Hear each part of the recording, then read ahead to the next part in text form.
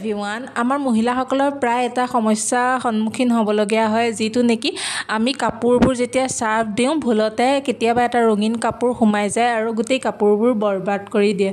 আৰু সেইটো কালাৰটো নাযায়ও আৰু তেনেস্থলত আমাৰ কাপোৰবোৰ আমি দুবাৰ পিন্ধিব নোৱাৰা হৈ যাওঁ আজি মোৰো তেনেকুৱাই হৈছিল ছোৱালীজনীৰ এযোৰ হোৱাইট কালাৰৰ কাপোৰত গোটেই দাগ লাগি গ'ল আৰু মই আগতে এটা ভিডিঅ' চাইছিলোঁ সেইটো ৱৰ্ক কৰে নে নকৰে চাওঁ বুলি ভাবিয়ে এটা চচপেনত গৰম পানী এইখিনি উতলাই লৈছিলোঁ আৰু তাৰ পাছত সেই কাপোৰযোৰ পানীখিনিতে দি দিছিলোঁ আৰু গেছটো অফ কৰি দিছিলোঁ গেছটো অফ কৰি দিয়াৰ পাছত তাতে সেইখিনি পানীতে 10 মিনিটমান কাপোৰযোৰ তিয়াই থৈ দিছিলোঁ